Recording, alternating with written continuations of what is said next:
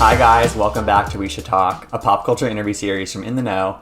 I'm your host, Gibson Johns, and this week on the podcast, we have none other than Dolores Catania from The Real Housewives of New Jersey. Dolores has been on The Real Housewives since season 7. She was a guest in a couple seasons before that, but she has been full-time since season 7, and I just love Dolores. I think that she's such a great presence on the show, and I had never had one-on-one time with her. I had done a 2-on-1 interview with her at BravoCon with Teresa, which was a Sunday morning, and of course I bring it up the first thing because I will use any excuse to bring up BravoCon, the best weekend of my life, as longtime listeners of this podcast know.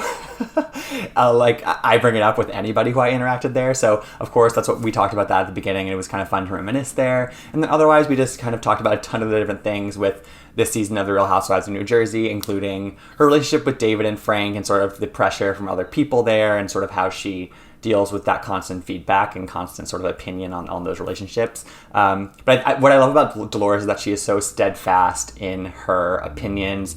She has no qualms about backing those up. She's unapologetic about what she believes in, about plastic surgery, about her opinions on things. And I just think that she's such a... I think that a lot of people can learn from her in that capacity. And she's also such a loyal person, as we've seen, especially with her relationship with Teresa. So I loved getting one-on-one time with Dolores for the first time. And I think that you guys will really like this interview as this season sort of winds down. It's sad because I'm really loving this season. But yeah, I think you guys will really enjoy my interview with Dolores. And before we get to it, I just wanted to take the time to say thank you to everyone who has supported this podcast. We were recently named an official honoree at the 2021 Webby Awards. Being an honoree means that you just miss out on a nomination, but tons of people submit for these awards, and so to just be named in those sort of 5 honorees as being one of those, alongside none other than Garcelle Beauvais from The Real Housewives of Beverly Hills and her podcast. I'm in good company, guys, and to be 6 months into this podcast and get a recognition like that means a lot. And you guys being supportive listeners and just following along with this ride as we continue to improve this show and try to get great guests for you guys to listen to. It means a lot. It really does. And I just got a bad review on Apple Podcasts about me saying too much. And you know what? I just said it again, but I don't care. We all say that. And so maybe just go leave me a good review to balance that out, please, if you really like this and you want to support. Because actually those reviews and ratings mean a lot and help us a lot in some of the charts and things like that and where our podcast is placed. So please take the moment to do that for us. But anyway, keep listening for my interview with Dolores Catania. Please tune into The Real Houses of New Jersey at 9 p.m. on Bravo. It's, there's only several more episodes left in this season, and it's been a great one. And enjoy this interview, and thanks for the support.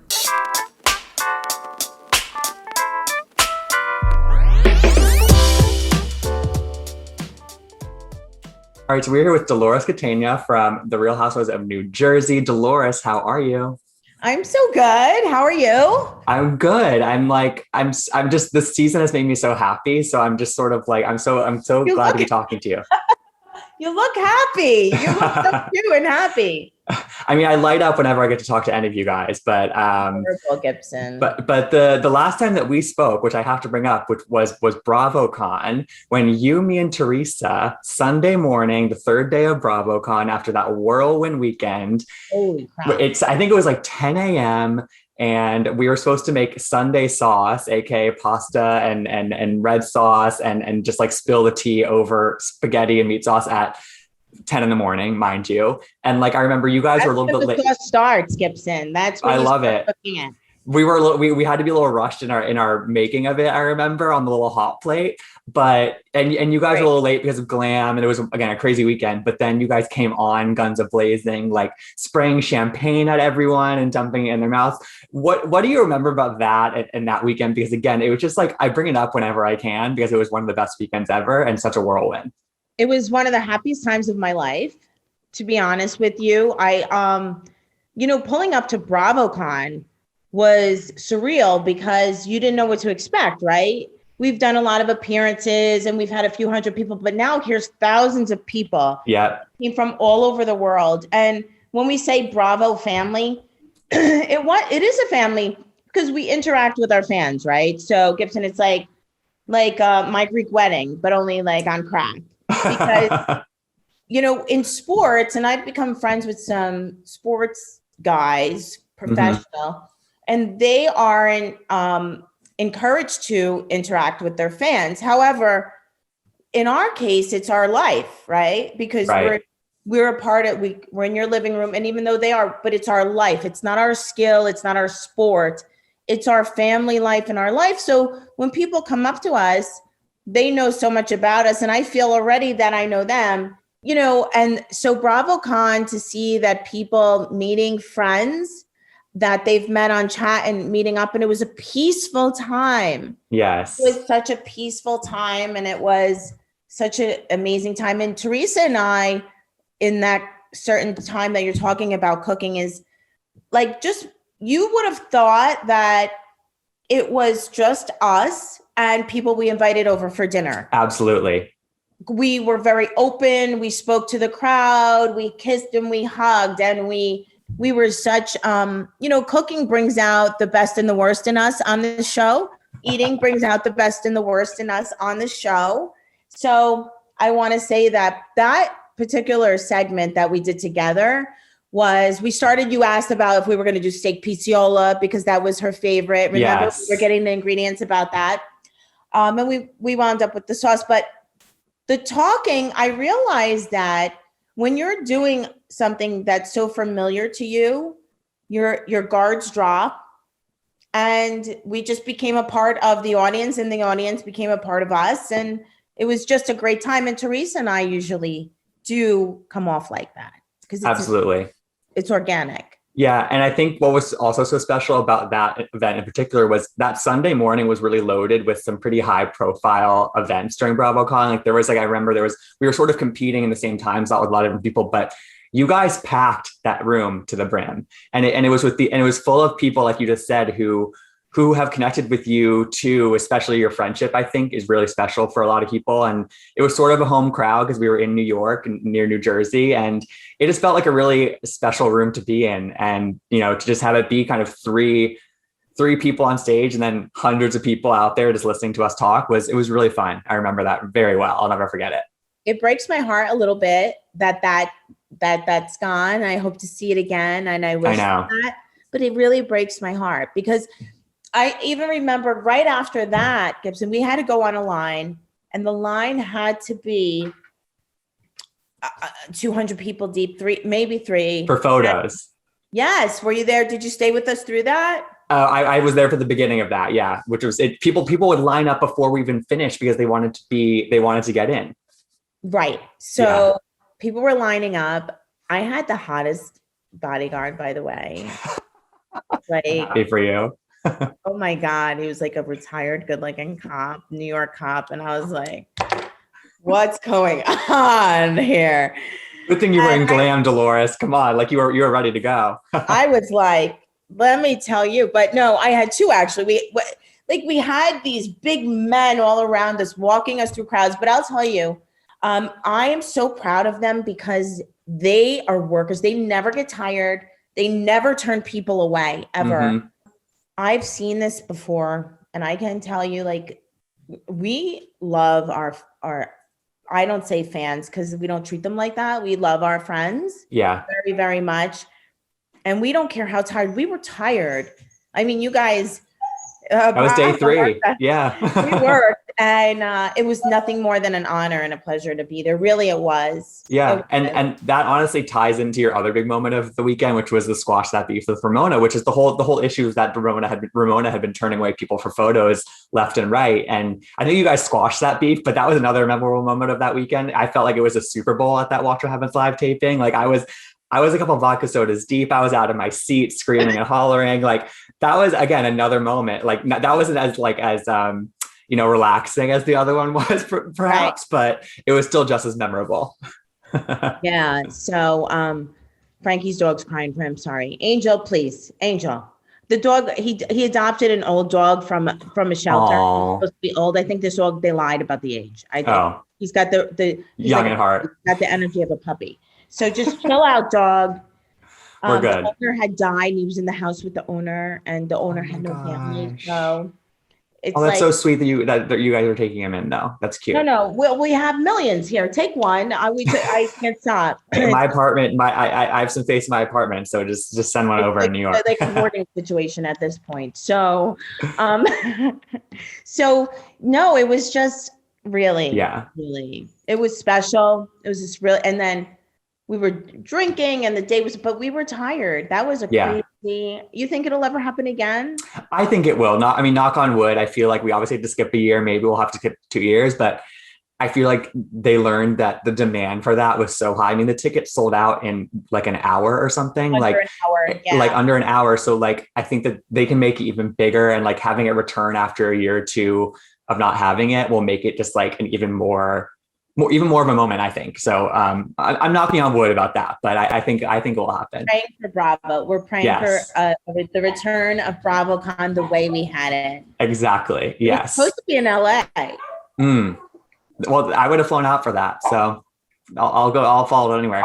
But I think we should get a little bit into the season because it is winding down, but you have a big moment in an upcoming episode. I think it will air by the time this comes out, but there's a big moment where, you kind of, you let the women have it, and you let the women have it about whatever they're saying about your relationship. And I'm curious what you can say about that moment, because I feel like a lot of people have always had something to say about your relationship and, maybe the unorthodox like setup of your life, but it clearly works for you. And so I'm curious, like, are you just like tired of hearing about people's opinions on that aspect of your life? Well, I was getting tired, but I was trying to have patience with it, because one of the principles that I have and live by is that if somebody is close enough to be your friend and you share things with them, they deserve to have an opinion. However, it kind of got to the point where I questioned, was it their opinion or were they being judgmental towards me? And when they start to talk about my business in front of people that aren't in our inner circle, then I found it to be not a good friendship, because that's not what I do. Okay. There's a lot of times people want to ask me about the business of my castmates, and it will never be spoke about. I consider these people my friends, my true friends. Their business amongst us, and our conversation stays between us. So you'll see it was at a party in mixed company. Things were said with people that I don't know that well. And now they've lost. See, you have privileges in my life that you could lose. Okay. Right. I give them to you freely, but then now when you kind of abuse it, which I felt that respect that I gave you to have the say in my life is abused, now it's gone.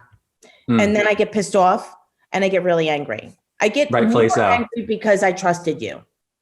Totally. And like I said, in my head, do I feel when they give me that, when they're pounding their opinion into my, in my life, do I feel like it's coming from a bad place? I really don't. So I've had, my patience have gone a lot further because of that.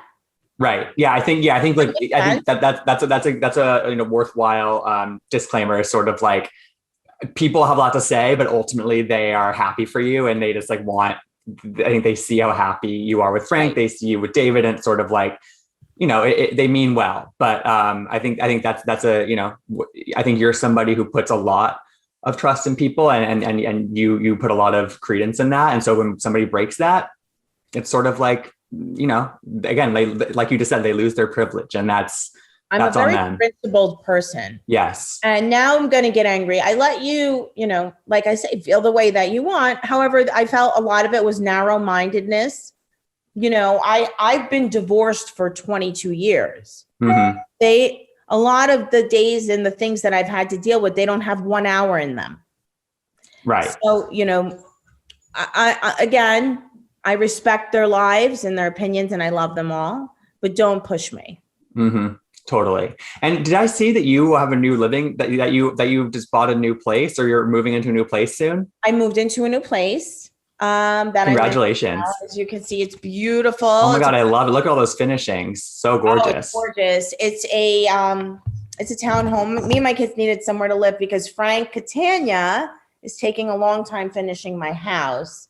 So, yeah, this is the Alexa. It's beautiful. It's in Montvale, not Montville, where Teresa lives, and Melissa. Well, Melissa moved too. A lot of different living arrangements now. I have an elevator in my townhome for my dog. Okay, chic. I love that. Oh my God, for the dogs. Yes. My older dog doesn't like the stairs, so I had to find something with an elevator if I was getting a townhouse, which I did. Good for you. You found it. It's unbelievable, and I love it. I never thought I'd have an elevator in my home, but I love it. And it's really cool around here. There's a lot of cool places. Everybody's, like very welcoming here. As you know, there's a lot of cameras and there's a lot of people interested, and I'm going to be filming here. So the neighbors are going to have to be okay with that, which they are. Good. Well, welcome to the neighborhood. Yeah, no, they were totally like, welcome to the neighborhood. And everybody's young and pretty and good looking, and the men are good looking, and maybe you'll find some new co-stars in your neighborhood. You know what? I didn't even think of that. I mean, I think I kind of sound like a broken record sometimes, because I think that the Jersey cast right now is like so well balanced and amazing. But now we're getting to the end of the season, I'm sort of like, okay, what's one more person they can throw in there that could really mix it up? And so, maybe one of your new neighbors. I mean, there's like some divorcees that I can ask that, are doing their thing in their life too. So I think we're onto something, Dolores. I think that could really work. You always wind up in a certain place for a reason. I believe in that. Absolutely. Yeah. Let's see what my reason is for why I'm choosing the Alexa. Other than the elevator. Other than the elevator and the beauty of it. Yes. I feel like another moment for you this season that I saw sparked a lot of conversation online was the conversation between you and David, where you talked about some of the work that you had done and his reaction to that. And I think a lot of people online had some stuff to say just about sort of his reaction to that and like just sort of that whole situation, how it was handled. What did you make of the reaction to that whole conversation that you guys had on the show? The conversation where I said that I could do what I want, and then he said this conversation is done and walked out. So him walking out, I don't appreciate on that conversation, but it was better that he did, because where's that conversation going? Right. Like that conversation is going nowhere good. The next step to that conversation could be explosive or a fight, or something's going to be said that totally isn't meant. And, as rude as it was that he did walk out, and I don't tolerate that. And him and I spoke about that after scene. We actually went out to lunch and talked about it like adults. I have a different relationship. Good for you. As rude as that was, which he hasn't done it since, it did save something that probably would have went a wrong way. But that's not how people talk. So you control your emotions. We're adults now. You went to Yale. I'm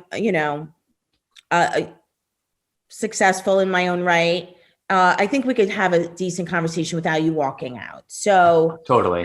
And guess what? I've had a lot more plastic surgery since that conversation, and I'm going to have whatever I need to ever get. Whatever you want to do, right? Exactly. Yeah. And you're not going to run it by, and you're not going to run it by anybody. It's for you to decide. Exactly. Right.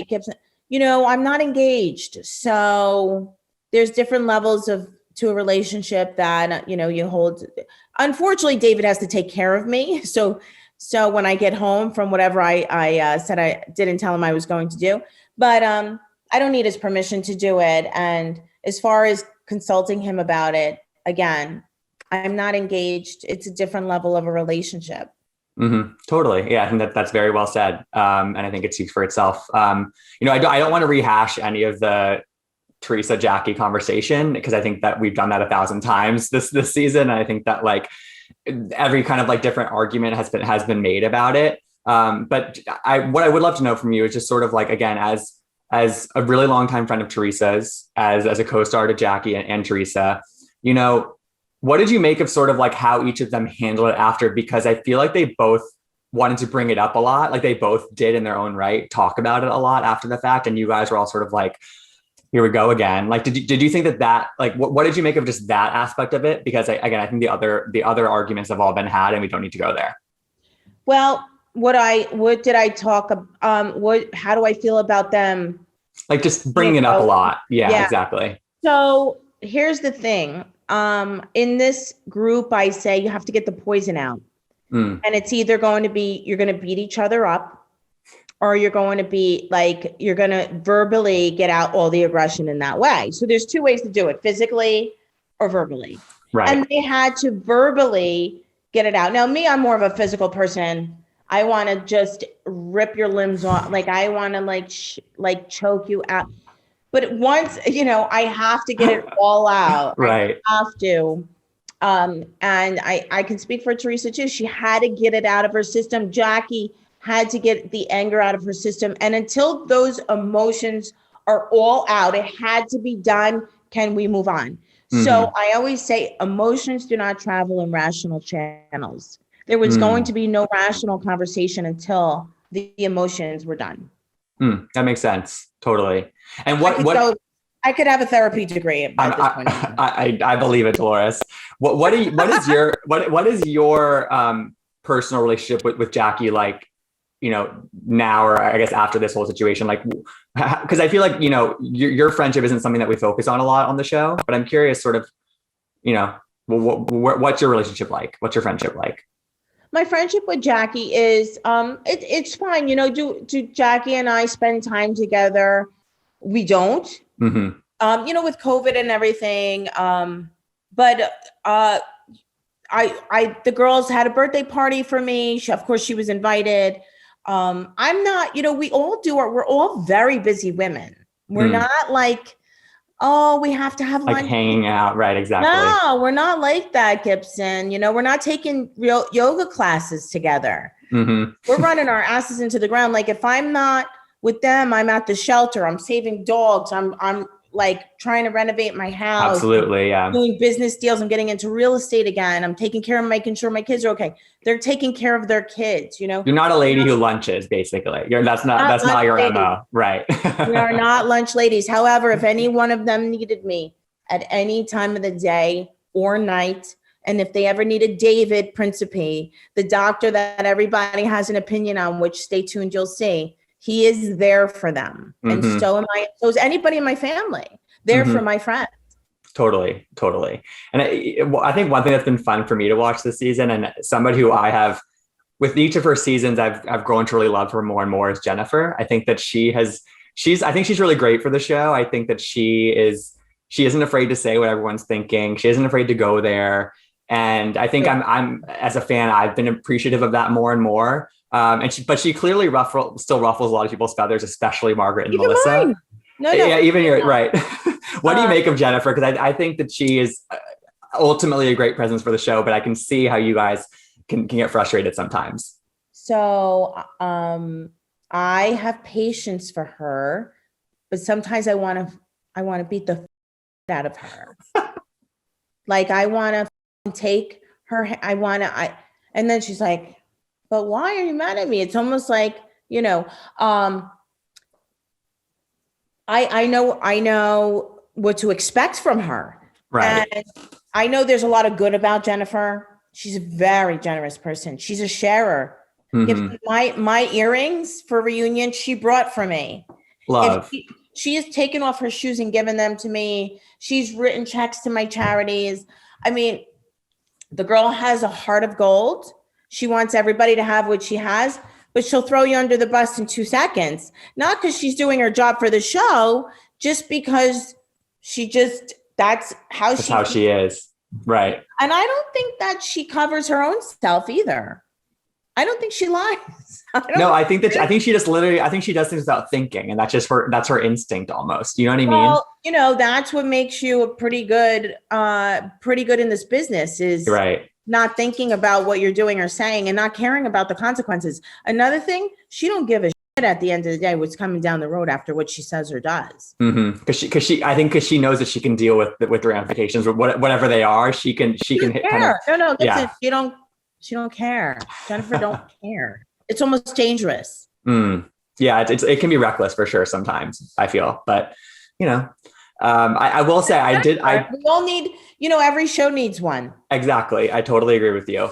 I will say I did love like those moments of you and Jennifer and Teresa at your shore house, cooking those meals and just hanging out in that kitchen. Like to me, I really loved those episodes of you guys down the shore. I think I'm saying that right, down the shore. I think I love those episodes because you guys really felt like you were in your element in a more relaxed way, and it really felt like just we were just there hanging out with you guys, and you were letting your hair down. One, talking about that feeling, and two, like you've obviously been going down there your whole life. What are some of your earliest memories, like either with Teresa or just in general of being down at the shore? Because I have a story. So I was the first to get married in the friend group, and I was pregnant for Gabby, and like 9 months pregnant. And I was like, oh, and my cousin Tanya and Teresa were friends, and they were going out to the clubs down there. And they were in a shore house, and they got in a fight with all the girls in the shore house. And the fight, they're like, you want to sleep with one eye open on a good day with the way those shore houses were. Right. I owned my own shore house at the time, and the same house that Teresa and I were in 26 years ago. She was there with her little Daisy Duke shorts on. Here I am, all pregnant, and her and my cousin are getting dressed to go out. And I was like, oh, God, it was a rough day. And I was like 24. I was 24 years old. And she was, and 24, you're still like going out and having a good time. Right, like, but your lives have been sort of put on a little bit slightly different. You had started that family life earlier, right? I went through everything first. My divorce first, raising my kids, teenagers, and but we always stayed close.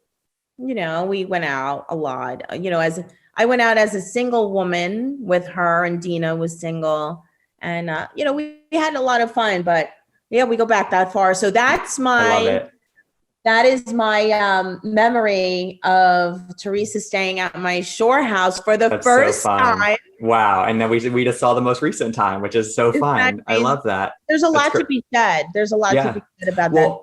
And I feel like, you just said that sort of you went through everything first. And I'm curious if that sort of informed some of your relationship with Teresa and sort of your friendship, because again, she's also gone through a ton in her life, but you've gone through some of those things first. And I'm assuming that she has come to you sort of seeking some sort of advice or guidance on some of those big life events that again, you sort of blazed that trail in some ways. Well, I blazed the trail. Like it wasn't even like she called me for advice, but she knew she had an example of what to do. Right. So I didn't.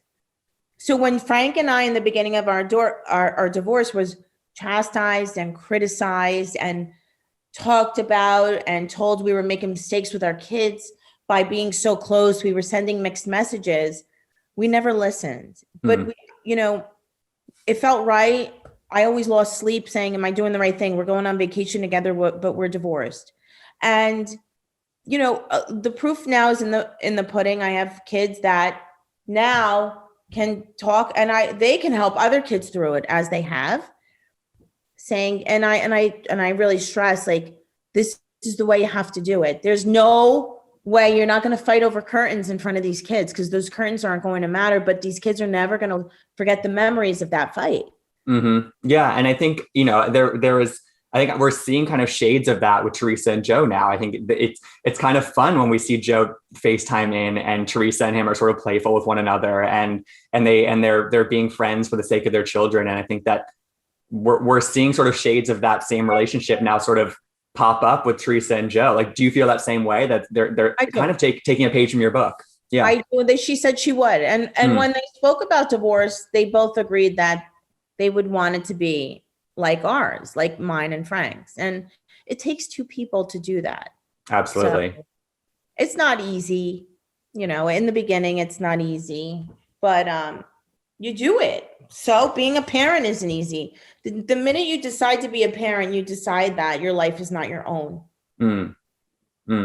Well, speaking of being a parent, Dolores, I think you must have had a proud mom moment when Frankie Jr. was one of the finalists in that March Madness poll on Instagram about all the hot guys on Bravo. Did you see that? I didn't really follow it. That was everyone was talking about it for all of March, and like you have to tell me more about that. This one Bravo account called Two Judgy Girls. I think they have a podcast. They made fun of me time. Yeah, they kind of like they had like basically a March Madness bracket where they took all the men from Bravo, all the husbands, all the everyone, and they sort of had them face off, and people would vote on who they preferred. And I think Frankie made it to like the final four, maybe the final, but he's made an impact on the audience as well. Oh, amazing. Who won? Carl from Summer House. Oh, okay. He's on a redemption arc, and he's looking great these days. So he won, but Frankie made it very far. He beat out some good competition. I tell you, Frankie works so hard on his body, Gibson. He doesn't take, so he's cutting right now. So he like bulks up and he cuts, but he works like 16 hours a day. Wow. And he, no matter what, he will never miss going to the gym ever. Sometimes he goes to the gym at 1:00 in the morning. Good for him. Starting to eat so clean. I'm like, is he making you take after him, or are you sort of like, no, you live your life, I'm living mine? No, he's like, mom, you have to go to the gym. Like, I'm like, every time I tried to get on the Peloton yesterday, and then my friend called me. She got stood up and she was all dressed. I'm like, I'll be right there. We're drinking a little bit, right? I said, I got to be a friend. I got to come out. I planned working out. If I don't work out at 5:00 in the morning when I wake up, it's not getting done. So I do have to start like making the time for that. Frankie's like, there's no excuses. All right, Frank, whatever. Easier said than done, I would say. So Dolores, I mean, like, we're winding down the season. You guys just filmed the reunion. What can you tell me about how that went? Because obviously there were a lot of hot topics going into it. So what can you kind of tease for me about how the Jersey reunion went this year? Well, what can I tease? All your questions will be answered. Like every reunion, that's where we have our say. That's where there's a lot of questions going around about Joe and Melissa. There's, of course, my situation. There's the Teresa and Jackie. It's all going to get covered. Don't worry. We got this. It's a long day. Everything he said is said. And was there a particular topic that you personally wanted to get answered, like either from yourself or something that somebody said during the season? Was there something that you had top of mind going in? I wanted to have my say about my relationship with David. Like, yeah. People got to know him a little bit better. He's not good with filming, number one. He's institutionalized in his job. He's a doctor who never leaves. It's his whole life. It defines everything he does, revolves around his job. So when you have cameras in your face and 2 million people are watching, and there's going to be opinions about you, and even though you don't have social media, certain people that you work with will bring it to you and show it to your face. Right. And it's been not easy for him, and he's starting to like it now. Good. So let's see. I don't know from one day to the next. We don't know where relationships wind up, but no one's promised tomorrow. No marriage, no boyfriend and girlfriend, no friendship. No one is promised tomorrow. So God willing, we see David next year. He's a little more looser. Frank, I think, broke him out of his shell. And when he said, you're a mediocre boyfriend. Tough love. It's all love, but sometimes you have to hear some of those hard words, Yeah. Yeah. Well, Dolores, it was so fun to talk to you. Obviously there's still more episodes of Housewives people tune into at 9 p.m. on Wednesdays, but where else can people follow you and catch up with you outside of the show? Do your plugs before we sign off. Oh, okay. So you can follow me on Dolores Catania on Instagram. It's just my first and last name, Instagram, Twitter, Facebook. And stay tuned. I have a huge fundraiser coming up, and I'm very excited about it. It's a softball game, and I'm trying to get all my housewives to play softball with me. I'll be at MC Park in Coney Island for Maimonides Hospital. So stay tuned, because that is going to be something to say. That sounds very fun. I hope the cameras are rolling for that. It's a huge stadium at Coney Island. Like, let's do this. Guys, when is it? What day is that? We're not sure yet. I'm looking at end of July, first week of August. Fun. Okay. I'll Love. let you know. So it's for a good cause, and I am going to blast the crap out of it. For some reason, this is the most exciting thing I feel like I've ever done. Oh, it's gonna be. I'm just picturing you guys in the outfits and just like and like getting really competitive. I'm here for it. Jackie, this is where Jackie's going to come into play. Absolutely. Put the guys on the team. It'll be Real Housewives of New Jersey, but I don't know against who yet. We'll figure this out. Okay. And I'm going to have the to wheels take are turning. Lesson. Start training now. Get Frankie Jr. to help you start training. Frankie has no time for me. He works too much. Oh my God, I love it. Well, Dolores, this has been so fun, and I love catching up with you. And we'll talk again soon. Yes, thank you so much for having me. Yes, bye. Thank you so much for listening. For more celebrity interviews, subscribe to We Should Talk on Apple Podcasts or wherever you get your podcasts. If you like what you heard, please rate and review us, as any show of support you can give us would be greatly appreciated. You can follow me at Gibsonoma on Twitter and Instagram, and you can follow In the Know at In the Know on Twitter and at Watch In the Know on Instagram. We'll talk to you next time.